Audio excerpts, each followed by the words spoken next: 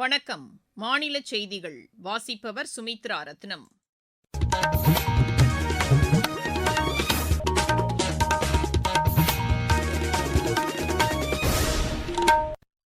தலைப்புச் செய்திகள். பிரதமர் திரு நரேந்திர மோடி மக்களின் அசைக்க முடியாத நம்பிக்கையை பெற்ற தலைவராக திகழ்வதாக மத்திய அமைச்சரவைக் கூட்டத்தில் பாராட்டு தெரிவிக்கப்பட்டுள்ளது. தமிழ்நாடு அரசு கேபிள் டிவி நிறுவனம் வழங்கும் சேவையிலிருந்து 3 செய்தி தொலைக்காட்சிகளின் ஒளிபரப்பு நிறுத்தப்பட்டிருப்பது கடும் கண்டனத்திற்கு உரியது என்று மத்திய இணையமைச்சர் டாக்டர் எல் முருகன் கூறியுள்ளார். தொழில்நுட்ப கோளாறு காரணமாகத்தான் 3 செய்தி தொலைக்காட்சிகளின் ஒளிபரப்பு நிறுத்தப்பட்டதாக மாநில அமைச்சர் திரு ராஜ்மோகன் விளக்கம் அளித்துள்ளார். தமிழகத்தின் ஒரு சில பகுதிகளில் அடுத்த 2 தினங்களுக்கு மழைக்கு வாய்ப்புள்ளதாக வானிலை ஆய்வு மையம் தெரிவித்துள்ளது. உலகக்கோப்பை வில்வித்தை போட்டியில் இந்தியாவின் பர்னீத் கவுர் மற்றும் குஷால் தலால் காலிறுதிக்கு முந்தைய சுற்றுக்கு முன்னேறியுள்ளனர். இனி விரிவான செய்திகள்.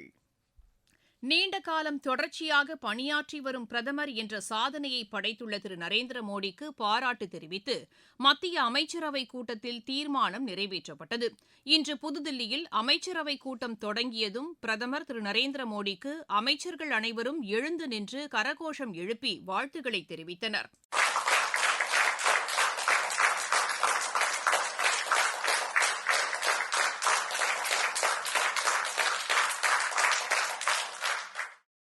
இதனைத் தொடர்ந்து பிரதமருக்கு பாராட்டு தெரிவிக்கும் தீர்மானத்தை மத்திய அமைச்சர் திரு ராஜ்நாத் சிங் முன்மொழிந்தார்.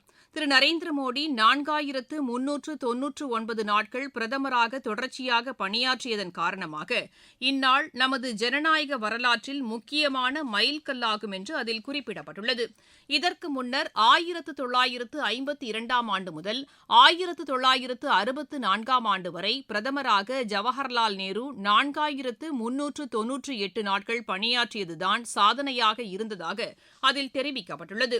நாட்டு நலனுக்கே முக்கியத்துவம் என்ற அடிப்படையில் செயல்பட்டு வருவதன் காரணமாக திரு நரேந்திர மோடி மக்களின் அசைக்க முடியாத நம்பிக்கையை பெற்றுள்ளதாகவும் அதில் குறிப்பிடப்பட்டுள்ளது.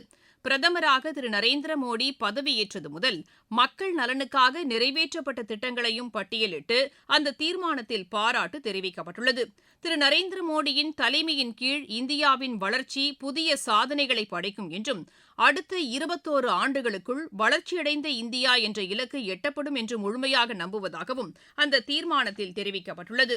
இதற்கிடையே நாட்டின் வளர்ச்சிக்காக பிரதமர் ஆற்றிய பங்களிப்பு மகத்தானது என்றும் அதனை மத்திய அமைச்சரவை இன்று கொண்டாடியுள்ளதாகவும் மூத்த பத்திரிகையாளர் திரு வெங்கடேஷ் எமது செய்தியாளரிடம் தெரிவித்தார். பிரதமர் நரேந்திர மோடி அவர்கள் ஆட்சிக்கு வந்து 12 ஆண்டுகள் இவருடைய பங்களிப்பு என்பது மகத்தானது. அந்த மகத்தான பங்களிப்பை இன்றைக்கு அவரது அமைச்சரவை கொண்டாடி இருக்கிறது.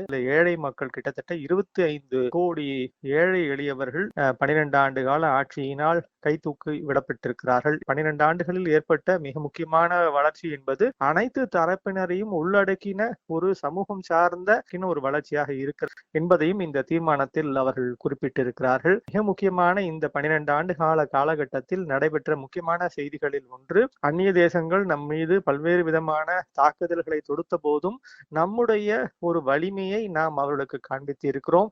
அதே மாதிரி அவருடைய தொலைநோக்கு பார்வை கனவு என்பது விக்சித் பாரத் என்று சொல்லக்கூடிய வளர்ந்த பாரதம். 2047க்குள் நாம் ஒரு வளர்ந்த தேசமாக சர்வதேச அளவில் நம்மை ஒரு வளர்ந்த பாரதமாக முன்னிறுத்த வேண்டும் என்ற ஒரு தொலைநோக்கு பார்வையோடு பல்வேறு திட்டங்களை அவர்கள் அமல்படுத்தி வருகிறார்கள். இந்த திட்டங்கள் அத்தனையுமே நாங்கள் திறமேற்கொண்டு செய்வதற்கும் வகையிலும் நாங்கள் உறுதுணையாக இருப்போம் என்பதற்கும் இந்த அமைச்சரவையானது தீர்மானத்தை நிறைவேற்றி தங்களுடைய உறுதிப்பாட்டை வெளிப்படுத்தி இருக்கிறது. தமிழக முதலமைச்சர் திரு விஜய் குடியரசுத் தலைவர் திருமதி திரௌபதி முர்முவை இன்று புதுதில்லியில் சந்தித்து பேசினார். மரியாதை நிமித்தமாக இந்த சந்திப்பு நடைபெற்றதாக எமது செய்தியாளர் தெரிவிக்கிறார். இதனைத் தொடர்ந்து குடியரசு துணைத் தலைவர் திரு சி.பி. ராதாகிருஷ்ணனையும் திரு விஜய் சந்தித்து பேசினார். பின்னர் காங்கிரஸ் கட்சியின் முன்னாள் தலைவர் திருமதி சோனியா காந்தி, மக்களவை எதிர்க்கட்சித் தலைவர் திரு ராகுல்காந்தி ஆகியோரையும் முதலமைச்சர் சந்தித்து ஆலோசனை நடத்தினார். நித்தி ஆயோக் ஆட்சி மன்ற குழு கூட்டத்தில் பங்கேற்பதற்காக முதலமைச்சர் தில்லி சென்றுள்ளார். இக்கூட்டம் நாளை நடைபெறவுள்ளது. நீங்கள் கேட்டுக் கொண்டிருப்பது மாநில செய்தி அறிக்கை. தமிழ்நாடு அரசு கேபிள் டிவி நிறுவனம் வழங்கும் ஒளிபரப்பு சேவையிலிருந்து 3 செய்தி தொலைக்காட்சிகளின் ஒளிபரப்பு நிறுத்தப்பட்டிருப்பது பெரும் அதிர்ச்சியை ஏற்படுத்தியுள்ளதாக மத்திய இணையமைச்சர் டாக்டர் எல் முருகன் கூறியுள்ளார்.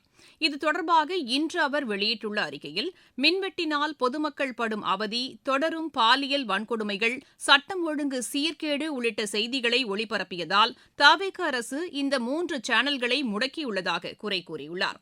ஜனநாயகத்தின் 4வது தூணான ஊடகங்கள்தான் அரசின் தவறுகளை சுட்டிக்காட்டுவதிலும் மக்களின் அன்றாட பிரச்சினைகளை அரசுக்கு எடுத்துச் செல்வதிலும் முக்கிய பங்கு வகிப்பதாக அவர் அதில் குறிப்பிட்டுள்ளார். ஊடகங்களின் குரல் வளையை நெரிப்பதன் மூலம் ஆட்சியின் அவலங்கள் மக்களிடம் சென்றடையாமல் தடுத்திட முடியும் என்று தவிக அரசு எண்ணுவதாகவும் அவர் கூறியுள்ளார். தவிக அரசின் இந்த நடவடிக்கை பத்திரிகை சுதந்திரத்திற்கு எதிரானது என்றும் டாக்டர் எல் முருகன் தெரிவித்துள்ளார். ஊடகங்களின் குரல் வளையை நெரிக்கும் வகையில் தவிக அரசு செயல்படுவதாக எதிர்க்கட்சித் தலைவர் திரு உதயநிதி ஸ்டாலின் குற்றம் சாட்டியுள்ளார். இது தொடர்பாக சமூக வலைதளத்தில் அவர் வெளியிட்டுள்ள அறிக்கையில், தவிக அரசுக்கு எதிரான செய்திகளை ஒளிபரப்பியதற்காக 3 செய்தி சேனல்கள் அரசு கேபிளில் இருந்து நீக்கப்பட்டுள்ளதாக கூறியுள்ளார். இந்த நடவடிக்கை வன்மையாக கண்டிக்கத்தக்கது என்றும், அந்த சேனல்களின் ஒளிபரப்பு தொடர தவிக அரசு உடனடியாக நடவடிக்கை எடுக்க வேண்டும் என்றும் திரு உதயநிதி ஸ்டாலின் வலியுறுத்தியுள்ளார். அஇஅதிமுகவும் தவிக அரசின் இந்த நடவடிக்கைக்கு கண்டனம் தெரிவித்துள்ளது. 3 செய்தி சேனல்கள் அரசு கேபிளில் முடக்கப்பட்டதற்கு தொழில்நுட்ப கோளாறுதான் காரணம் என்று கூறுவது ஏற்க முடியாது என்று அக்கட்சி வெளியிட்டுள்ள சமூக வலைதள பதிவில் தெரிவிக்கப்பட்டுள்ளது. இதற்கிடையே தொழில்நுட்ப கோளாறு காரணமாகத்தான் 3 செய்தி தொலைக்காட்சிகளின் ஒளிபரப்பு நிறுத்தப்பட்டதாக மாநில அமைச்சர் திரு ராஜ்மோகன் கூறியுள்ளார். இன்று சென்னையில் செய்தியாளர்களிடம் பேசுகையில் அவர் இவ்வாறு கூறினார். 3 சேனல்கள் முடக்கப்பட்டது என்பது சரியான வார்த்தை கிடையாது. சம்பந்தப்பட்ட தொலைக்காட்சி நிறுவனங்களினுடைய தலைமை அதிகாரிகளுக்கு நேரடியாக தொடர்பு கொண்டு நாங்கள் பேசியிருக்கிறோம். சில செட் ஆஃப் பாக்ஸஸ்ல மட்டும் தற்காலிகமாக அது ஒளிபரப்ப முடியாத ஒரு சூழல் இருக்கு. அப்ப இதை மேற்பார்வை செய்யறதுக்கு ஒரு வெண்டார் கூட நம்ம ஏற்கனவே அக்ரிமெண்ட் போடப்பட்டிருக்கு. அவர்கள் சென்னையில துரிதமாக செயல்பட்டு முழு வீச்சில் அதை சரி செய்வதற்காக செஞ்சுட்டு இருக்கிறாங்க. அதனால இது வேற தனி காரணமோ அல்லது முடக்கப்பட்டது என்பது ஏற்புடையதல்ல. வேகமா அந்த வெண்டார்ஸ் வேலை செஞ்சிருக்கிறாங்க. மேலும் தொழில்நுட்ப வல்லுநர்களா அதுல சேர்ந்து ஒர்க் பண்ணிட்டு இருக்காங்க. தமிழகத்தின் ஒரு சில பகுதிகளில் அடுத்த 2 தினங்களுக்கு மழைக்கு வாய்ப்புள்ளதாக வானிலை ஆய்வு மையத்தின் தென்மண்டல இயக்குநர் டாக்டர் VR துரை தெரிவித்துள்ளார். எமது செய்தியாளரிடம் பேசுகையில் அவர் இவ்வாறு கூறினார்.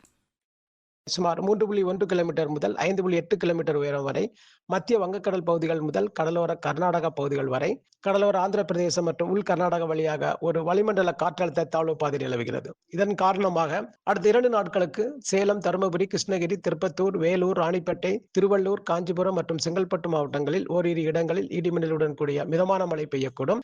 திருநெல்வேலி மாவட்டத்தின் மலைப்பகுதிகள், தேனி மற்றும் கன்னியாகுமரி மாவட்டங்களில் ஓரிரு இடங்களில் இடி மின்னல் மற்றும் பலத்த காற்றுடன் கூடிய கனமழை பெய்யக்கூடும். நாளை முதல் வரும் மே 14ஆம் தேதி வரை தமிழகம், புதுவை மற்றும் காரைக்கால் பகுதிகளில் அதிகபட்ச வெப்பநிலை படிப்படியாக குறையக்கூடும். மாவட்டச் செய்திகள். மயிலாடுதுறை அரசு மருத்துவமனையில் மாநில அமைச்சர் திரு வெங்கடரமணன் இன்று ஆய்வு மேற்கொண்டார். காஞ்சிபுரம் மாவட்டத்தில் உள்ள பள்ளிவாசல்களில் பணியாற்றும் உலமாக்களுக்கு மானிய உதவியுடன் இருசக்கர வாகனம் வாங்க விரும்புவோர் உரிய ஆவணங்களுடன் சிறுபான்மையினர் அலுவலகங்களில் வரும் 30ஆம் தேதிக்குள் விண்ணப்பிக்குமாறு ஆட்சியர் திருமதி ஸ்னேகா கேட்டுக் கொண்டுள்ளார். தென்மண்டல காவல்துறை தலைவர் திரு விஜயேந்திர பிதாரி தலைமையில் உயரதிகாரிகள் பங்கேற்ற ஆலோசனைக் கூட்டம் இன்று திருநெல்வேலியில் நடைபெற்றது. விழுப்புரம் அருகே நேரிட்ட சாலை விபத்தில் 2 பேர் உயிரிழந்தனர். விளையாட்டுச் செய்திகள். உலகக்கோப்பை வில்வித்தை போட்டியில் இந்தியாவின் பர்னீத் கவுர் மற்றும் குஷால் தலால் காலிறுதிக்கு முந்தைய சுற்றுக்கு முன்னேறியுள்ளனர்.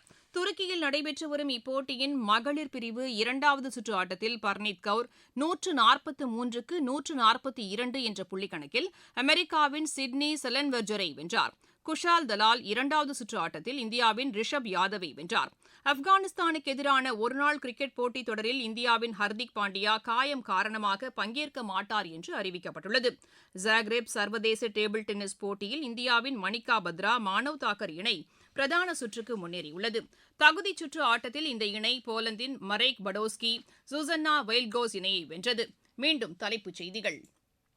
பிரதமர் திரு நரேந்திர மோடி மக்களின் அசைக்க முடியாத நம்பிக்கையை பெற்ற தலைவராக திகழ்வதாக மத்திய அமைச்சரவைக் கூட்டத்தில் பாராட்டு தெரிவிக்கப்பட்டுள்ளது. தமிழ்நாடு அரசு கேபிள் டிவி நிறுவனம் வழங்கும் சேவையிலிருந்து 3 செய்தி தொலைக்காட்சிகளின் ஒளிபரப்பு நிறுத்தப்பட்டிருப்பது கடும் கண்டனத்திற்கு உரியது என்று மத்திய இணையமைச்சர் டாக்டர் எல் முருகன் கூறியுள்ளார். தொழில்நுட்ப கோளாறு காரணமாகத்தான் 3 செய்தி தொலைக்காட்சிகளின் ஒளிபரப்பு நிறுத்தப்பட்டதாக மாநில அமைச்சர் திரு ராஜ்மோகன் விளக்கம் அளித்துள்ளார்.